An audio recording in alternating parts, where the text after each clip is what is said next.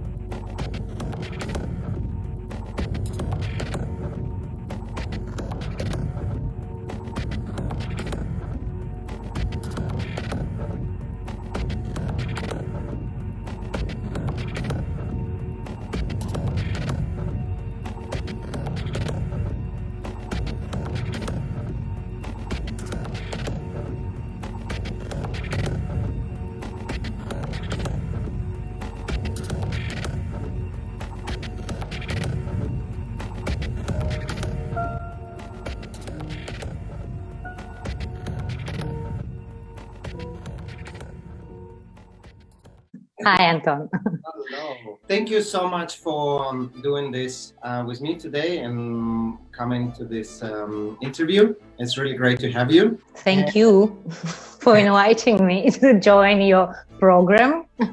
And thank you for such a great presentation. Thank you. You absolutely worth. Let's jump to questions. I have so many for you, and your career is really fascinating. Tell us, please, a little bit about your childhood and how you found dance in your life. My childhood. Okay, I was born in Moscow region. It's south down Moscow, like about 80 kilometers. The name of the town, Serpukhov, very ancient town. I was born there and I grew up there. I had totally an absolutely normal childhood for a Soviet child. Well, I was always very active. I wanted to know everything. I was almost never walking. I was just running around. When I got 7, it's when Russian children goes to school usually. They also go to kind of activities, to the palaces of culture, as they were called at that times, at Soviet times. And I don't know why, just maybe because my mom would always hear me singing. She registered me in children chorus. Okay. And then for 1 year, I was trying to understand why. And I was also trying to find an explanation why I cannot stand where I want to stand. And every day, every rehearsal, every training, the teacher would put me back to the certain position, and next day I would come back and I would change it again. So, and then when the year finished, I said honestly to my mom, I'm not going back to chorus because I'm gonna dance. And then my mom said, okay, what about folk dance? Then I said, no, I'm going to a ballet classes. And she said, but come on, it's so boring. I said, no, I'm gonna dance and I'm going to take ballet classes. And so I did. From the age 8, I joined a studio with a beautiful teacher, Galina Evgenievna Romantsova, who gave me the first sip, the first love, how far you can go, not only with your thoughts, but also with your body. And for almost 10 years, I was coming back 3 times a week for my classes with my teacher and my friends until I finished high school. You started dancing with Russian Chamber Ballet. Can you tell us a little bit about your first job experience? I joined Chamber Ballet Moscow. It's the name. There are two chamber ballets actually in Moscow. One is just Chamber Ballet and the other Chamber Ballet Moscow. Not to make it confusing. Yes, yeah. Yes, and I already joined it on my third year of University of Culture. So I was 21. I don't really remember. So, and yes, it was my first company, first professional company. And there were, let's say it was not about contemporary dance. It was more about modern ballet kind of technique, and I met my first advisors and beautiful teachers again, from whom I learned a lot, and my first professional colleagues with whom we shared a lot. How did you join Ultima Vez? Have you know ahead about this company before? I didn't know, but I heard about them because I had my very good friends who would tour a lot in Europe with quite known and one of the great Russian choreographers, Alexander Pepelyaev. They saw Ultima Vez Company somewhere in Europe, and they saw a piece with like 12 men dancing. So when Vim appeared in Moscow, and when we all got to know that he's doing an audition, my friend said, "You're gonna fit there." But you have seen a piece with 12 men. Yes, and that's how I end up on this audition, even though not believing at all that the choreographer from Europe will just take someone from Russia and bring it to his company. I was quite pessimistic about it, but I went anyway to see what's going to happen. And it happened that I was chosen. But back then, beginning of 2000, it's very highly special that a dancer from Russia joined such a company as Ultima Vez, wouldn't you say? Well, I guess so. But you know, that's why I didn't believe till the end that this is going to happen. When he told me that he is interesting to work with him, I remember I was still looking at him and like, yeah, right. Now you're gonna leave and I'm going to stay.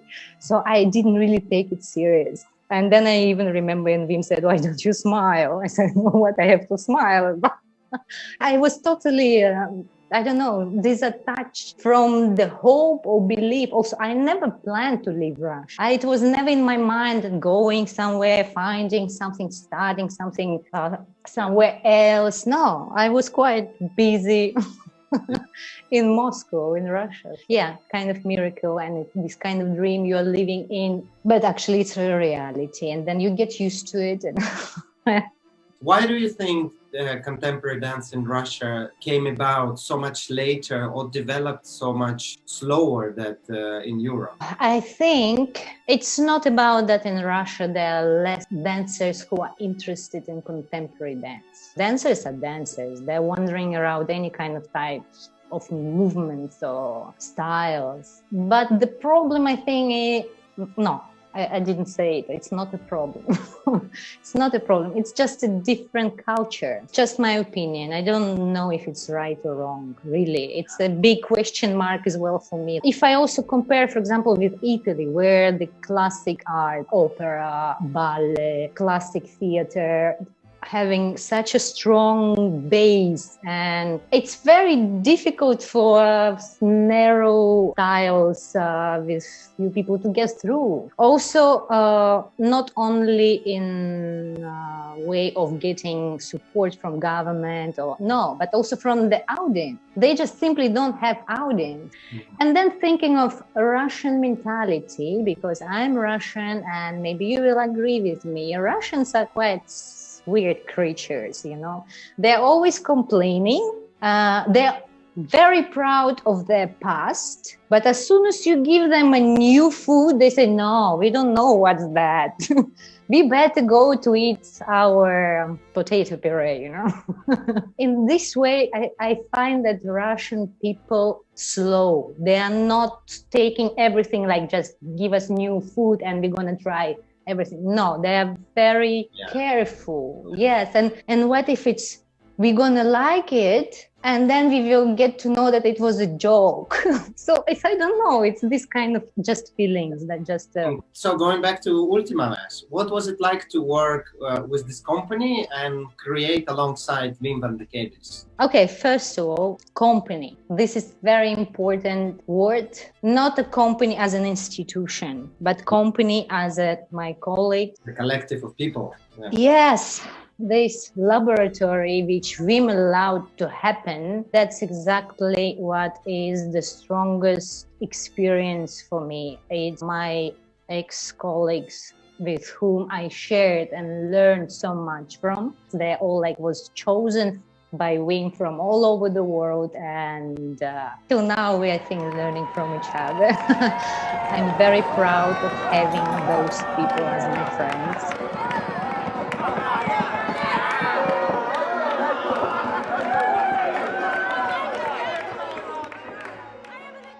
Collaborating with Vim, that's the whole thing, because for me it was the biggest and greatest school, theater school, stage school, because Vim is very open in the way he is creating his work. So he shares everything with his artists. I learned how to deal with the set, how lights on the stage are working. For me, it was a really big school, and I'm so thankful that Vim chose me that time in Moscow. I got so much knowledge and so much still to discover, but the seed was planted. Yes. Do you have a favorite piece you were part of? All of them. All of them. No, and I will explain you why. Because it was created in collaboration. So I would never actually do, and Vim would accept it, something that I would not like to do. So in the end, I would do everything that I would find joyful and beautiful. I would have tools to keep it alive, because it was done not on me, it was done with me. So Yeah. part of my little creation as a helper to Vim is also in his creations. So, and that was wonderful. And that's also a great tool for creators to know. And if I ask you one memory during all this time, like one moment that really stands out. We went through so many things, know. good and bad. And it's all incredible memory of the tour, of the rehearsal, of the creations. Yes, okay, one in memory. Once Vim got an idea, he wanted that we would stay in the studio over the night to be in the character, in the mood, and everything. But then in the end, it didn't go over the night, but we switched off the lights, and it was only this emergency neon light, and we started to spin for very, very long time, spinning, and actually nothing happened. I don't know. Yeah, it was not that we created an amazing scene. Actually, we did with spinning. You were also spinning after. Yes. Yes. Yes, but this sensation of being in this creative moment when you are tired like hell, when you cannot stand on your legs, and then you start to feel that there is always a reason for something, even if the working hours finished, even we are all deadly tired, and we were all very pissed, of course, Yeah. to stay so late. But then it takes you. You yourself, you also actively create both choreographic and dancing work, and work with theater and film. And I want to ask you, what inspires you to create? Okay, first of all, I'm a dream collector. I used to write my dreams down since university times. I'm really busy a lot with my dreams and dreams of the others too. If you tell me the dream, I'm going to write it down. I do have a lot of material from there, because it's kind of unconscious state. I get a lot of, let's say, questions I want to find an answers. And then I start to collect everything. I look people on the street, looking for the characters. I'm watching paintings. I'm starting about artists. Like, for example, one of the creation started with Nikolai Rerik. He's a painter, but not only. He was a traveler, and he was looking for this in Russia. It's like Russian Shambhala, Belovodye, for example. Mm-hmm. And then I studied his paintings about history. I tried to find all kind of information information I could online and in the books about the strip. Did he find it finally or not? Studying his journey, I start to think about the, for example, an act of the heroism. Like, does heroes really exist? And then I start to investigate that from psychological point of view, that as we imagine the heroes who just run through the fire just to be heroes, it doesn't exist. It's an instinct. It's a very animalistic instinct. And then finally, I find or I meet my artists. And this is very important for me, people I'm working with, because for me, they are like colors for the painter, you know. Yeah. It's a material I'm using a lot as they are. Is there one artist of any sort that you would like to collaborate? Since many years, since I was still working with Vim, I always wanted to work with Joseph Natch. And I even tried to approach him, but he is so into his world that it was difficult. But I did my job. I went very honest, saying, I want to work with you. He said, I have no place. But I kept coming back. So that's the artist I really would love to work with. And of course, as now I'm very into the film and cinema, I really would love to work with a lot of directors, and which I cannot say, because if I say one... Yes, no. So you already mentioned that you're now a lot into film. I wanted to ask you about your future film, Between Heaven and Earth. To be honest, yes, I started shooting of my film, but right now we are on standby because of the budget problems. And it's a pity because actually it's very into the theme of the film I'm doing. Yeah, first of all, it's post-apocalyptic thriller. It's about the isolation, quite very similar of what is happening right now. Yeah. I started to write script in 2015. So it's not exactly how it happened with us in 2020, but it is about isolation of the soul, of the heart, and of the society from each other. So we were planning to release it actually this year, the end of this year. But it will happen. I know it will. Just to get a little bit more in detail, you wrote the script for this movie, or you also actively participating in filming and directing process, or how? I wrote a script and I'm directing. Acting yourself? No. No. Enough, no. Anyway, I hope it happened. It will happen. I believe that this kind of work and this kind of works, they need the right time to come through. So probably it wasn't right time. So I'm waiting for the right time. It's like the saying, everything happens for a reason, no? Should we talk about Suspiria? How did you find yourself on the set of such a big movie? This was very unexpected. Mid-August 2016, I got a text from Damien Jallet, choreographer of the Suspiria. He sent me text saying that production is looking for an actress. So it's a very specific role. He said, I immediately thought of you because he thought I would fit perfectly there. Also because I had to play Russian. I recorded the self-tape and it went to Luca Guadagnino, and I was in. And September, I was in Varese rehearsing. So it went really fast, and that's how it happened. That phone call, was it like shock? No, I always have this kind of dumb sensation when people tell me, like, we're going, I don't believe. I said, no, come on. Yeah, right. Can you tell us a little bit about the experience working with quite famous big actresses like Dakota Johnson or Tilda Swinton?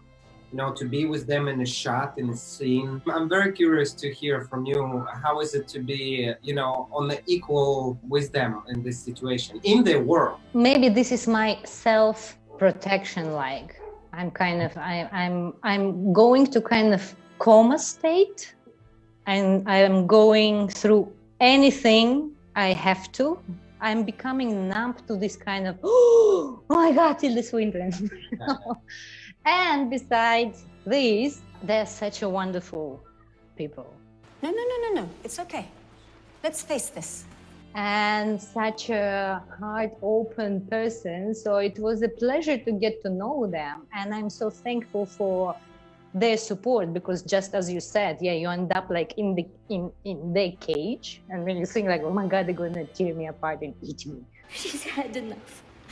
But no, they're so sweet, and I'm so, again, thankful to my destiny to give me such a gift of getting to know them and working together with them. There's another, of course, scene of you, very, very famous and very, very dramatic, that of course I cannot show on the live feed. And it's not for lighthearted in any case, but a very famous scene. And for this scene, and there was a lot of preparation work, like on rehearsing the material itself, but also a lot of makeup and preparing for this. How can you tell us a little bit about it for those who saw the movie or maybe haven't seen it?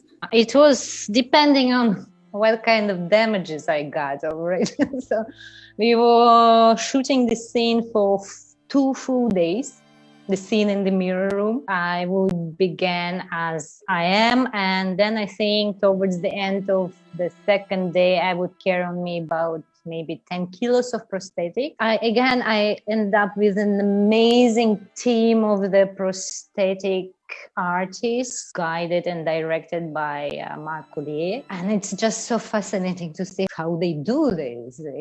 And they do it on you. So, of course, it was very tiring 2 days. Like for the last scene of the film, the Sabbath, where actually you almost don't see me, but for 1 week, every morning I would get about 4, even more hours of makeup done by 3 artists. What have you learned from such a big movie set? I learned. Wow, everything was new. I learned never stop working. It's very hard to be on the big set. Yes.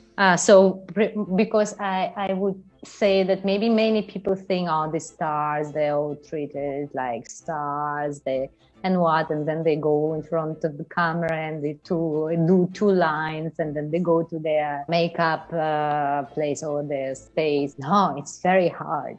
It's very hard to stay on set, and it starts really early in the morning. Sometimes wake up at 5 and even early to be already at 5 on the set, because they need 4 hours for makeup for 10 o'clock to be ready, and then you stay there the whole day. And yes, it's a lot of waiting, but it's also a lot of concentration and responsibility, because all these people, hundreds of people, doing for you to be and look okay.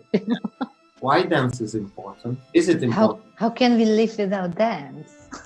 I mean, dance is a movement. We are made by movement. We cannot live without movement. As soon as you stop moving, you are dead.